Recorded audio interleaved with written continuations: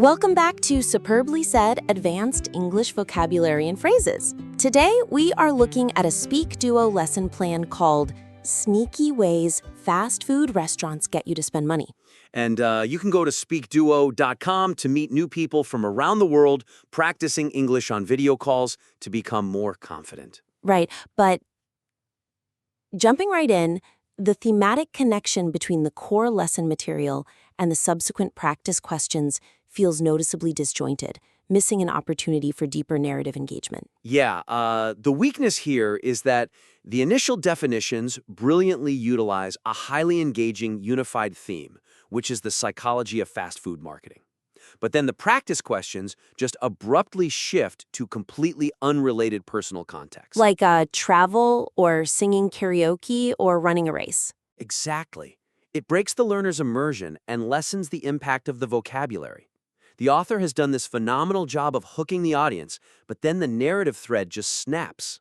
It really does. I mean, when a student is acquiring high-level vocabulary, their brain is already working incredibly hard.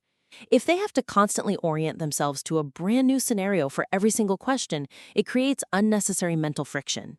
So my suggestion for improvement is to realign the practice questions so they build naturally upon the overarching fast food narrative, gradually transitioning the learner from the specific lesson context to their broader personal experiences without abandoning the theme entirely. Let's look at some concrete examples for improvement here, specifically with the advanced vocabulary they're teaching.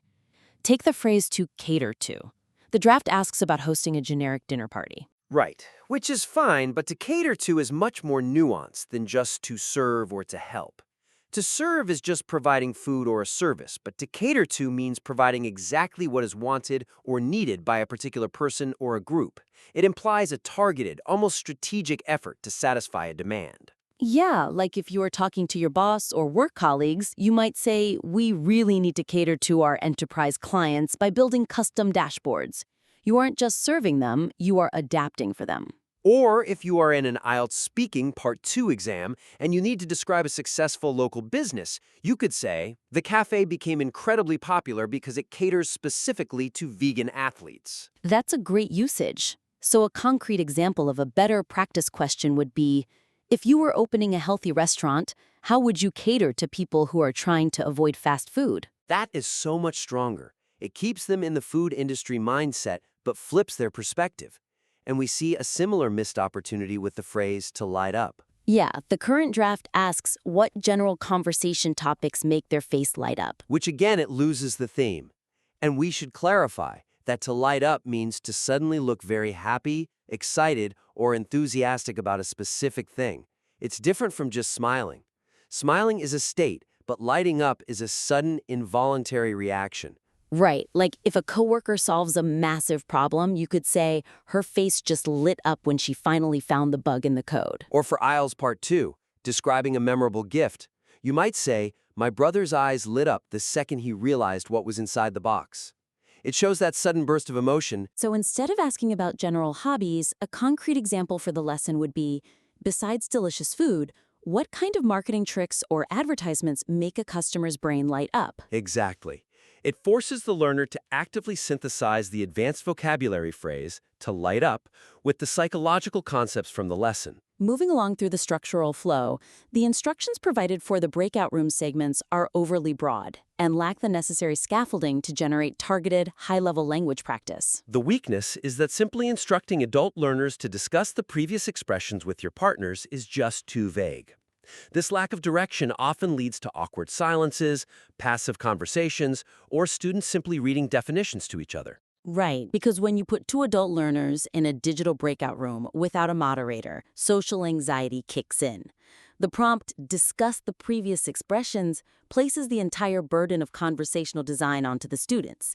They need a task. So the suggestion for improvement is to design highly specific scenario-based prompts for the breakout rooms that require learners to debate a concept or solve a problem using the newly acquired idioms. Let's dive into some concrete examples using the phrases from the lesson. In Breakout Room 1, you could provide a role-play prompt using the phrase to lure in. Now, to lure in means to trick or persuade someone to do a task or go somewhere by offering a highly tempting reward. And it's important to distinguish to lure in from simply to attract. To attract is neutral. A flower attracts a bee. But to lure in has a sneaky, almost deceptive nuance. Yeah, in a workplace context, you might warn a colleague, don't let that competitor lure you in with a flashy job title. Their company culture is terrible. Or in an IELTS test, talking about advertising, you could say, the store lures in customers with huge discount signs, but the actual products are very overpriced. So the concrete example for the breakout room is to say, imagine you're designing a restaurant menu to lure in customers. Describe your strategy to your partner, making sure to use the phrases cater to and light up. That completely changes the dynamic. They aren't just reciting words. They have a shared objective to lure in fictional customers. And for breakout room 2, we have phrases like pay a premium and do the math. To pay a premium means to pay a much higher price than usual because something is considered top quality or scarce. Right. It's not just paying extra fees. Paying a premium implies you are choosing to spend more for perceived value. Like telling your boss, we might have to pay a premium for this software tier, but the advanced security is worth it. Exactly. And to do the math means to carefully calculate the costs, facts, or figures before making a decision. It's more idiomatic and analytical than just saying to calculate. Like if you were discussing a project budget with your colleagues, you'd say, before we sign this vendor contract, we really need to do the math to ensure it's profitable. So a concrete example for this second breakout room would be to set up a debate. Discuss whether it is worth it to pay a premium for organic food, and together, do the math to see if the long-term health benefits outweigh the costs. That is excellent because it introduces conflict. When people are debating whether they should pay a premium, they naturally have to employ persuasive language. Having to do the math within that debate ensures the vocabulary is used in a highly sophisticated way. Let's shift gears to the overall packaging of the file. The initial placement of heavy promotional content risks alienating the audience before the true educational value of the material has been established. Yeah, the weakness here is front-loading the presentation with multiple slides, pushing the iOS app download and the 7-day SpeakDuo Pro trial. It delays the actual learning content, which causes learners to mentally disengage or feel like they are watching an advertisement. Right. When you open the deck, the first 5 slides read like a pitch. By the time the learner actually sees the first vocabulary word, their enthusiasm has likely significantly cooled. I mean, it's understandable why the author did it. They want conversions. But asking for a commitment before demonstrating value creates massive friction. Exactly. The suggestion for improvement is to relocate the core promotional elements to natural transition points later in the lesson, allowing the audience to experience the quality of the teaching first. A concrete example of this is moving the 7-day free trial and personalized AI feedback slides to immediately follow that final breakout room. Present the trial as a logical next step to continue mastering advanced vocabulary. Once they realize how much value they receive from the lesson, the proposition of a premium trial becomes highly attractive. Or another concrete example, instead of full-page promotional slides at the beginning, insert a subtle, non-intrusive powered by SpeakDuo AI watermark on the primary teaching slides. That maintains brand awareness without interrupting the flow at all. Now, before we wrap up today's critique, we really want to help our listeners lock in this advanced English vocabulary. So we are going to conduct a quick quiz covering the phrases we've discussed today, plus a few extra bonus idioms related to the topic. Sounds good. We'll read the questions and give you 3 options, option A, option B, and option C. Feel free to pause the podcast here if you need to think about the answer for each one. Let's do it. What's the first question? Question 1. What does the phrasal verb to light up mean? Option A, to suddenly look very happy, excited, or enthusiastic about a specific thing. Option B, to unexpectedly become very aggressive during a highly stressful conversation. Or option C, to intentionally reveal a highly sensitive corporate secret to a close friend.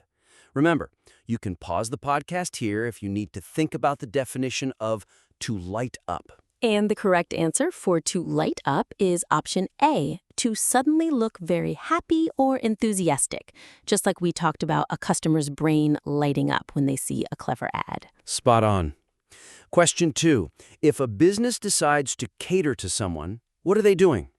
Option A, to violently disrupt an organized public event to draw attention to your cause. Option B, to provide exactly what is wanted or needed by a particular person or a group. Or option C, to secretly gather highly confidential financial information from an employer.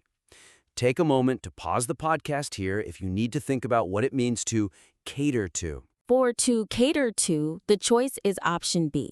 It means providing exactly what is wanted or needed, like how a healthy restaurant might cater to fitness enthusiasts. Exactly right. Moving to question 3. What happens when pressure or stress begins to mount? Option A, to rapidly decrease the total cost of a highly complex and long-delayed project.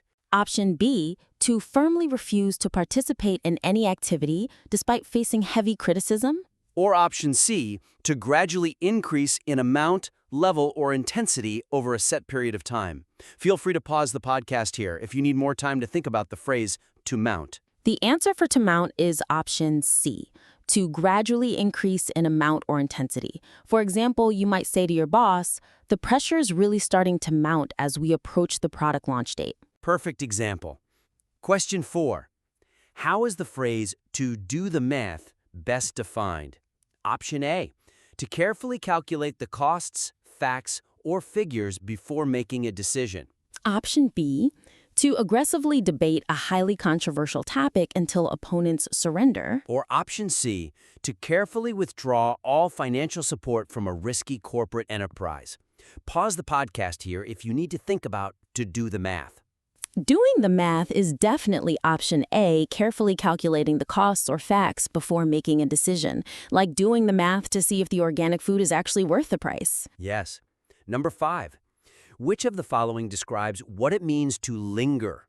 Option A, to rapidly abandon a highly stressful work environment to save your mental health. Option B, to stay in a place longer than necessary because you are very reluctant to leave. Or option C, to deliberately provoke a terribly angry response from a colleague in a meeting. Take a second to pause the podcast here if you are thinking about the definition of to linger. To linger is option B, staying somewhere longer than necessary because you don't want to leave. Like in an IELTS exam, you could say, the jazz club had such a great atmosphere that we decided to linger for another hour. Great usage. Question 6. What does it mean when a company manages to lure into a trap, or simply to lure in? Option A, to successfully complete a mandatory physical assessment under extreme pressure. Option B, to violently force a terrified individual to confess to an unforgivable offense. Or option C, to trick or persuade someone to do a task by offering a highly tempting reward. Pause the podcast here if you need a moment to consider to lure into. We covered this one earlier. To lure into is option C, tricking or persuading someone with a tempting reward, just like a fast food chain luring in customers with a limited time offer. Precisely. Question 7. If you outpace your competition, what have you achieved? Option A, to go, rise, or dramatically improve much faster than someone or something else. Option B, to purposely sabotage a competing business in order to steal their loyal clients. Or option C, to abruptly cancel a critically important meeting without providing a good reason. Pause the podcast here to think about the meaning of outpace. Outpace would be option A, improving or rising much faster than something else. In a work context, you might say, our new software updates really helped us outpace the competing startups this year. Exactly right. And the sidle question, number 8. What is the best definition for the expression to pay a premium? Option A, to secretly bribe a prominent government official to secure a massive advantage. Option B, to pay a much higher price than usual because something is considered top quality. Or option C, to strictly demand an immediate refund after receiving a terribly broken product. Feel free to pause the podcast here one last time to think about to pay a premium. That one is option B, paying a much higher price for top quality, like when you pay a premium for front row concert tickets. Well done to everyone listening who played along with the quiz. It's a fantastic way to solidify these advanced English phrases. It really is. So, to recap today's critique, we covered 3 main areas to elevate this SpeakDuo lesson plan. First, maintaining strict thematic consistency across the practice questions to ensure the narrative immersion is never broken. Second, designing highly specific scenario-based prompts to drive active engagement and debate in the breakout rooms. And third, restructuring the placement of promotional materials to better capture the learner's initial attention by delivering educational value first. The fast food marketing angle is genuinely clever, and the vocabulary is perfectly calibrated. We invite the listener to implement these structural and thematic changes and submit their revised slide deck back to the show for further review. Thanks for joining us, and keep practicing those advanced idioms.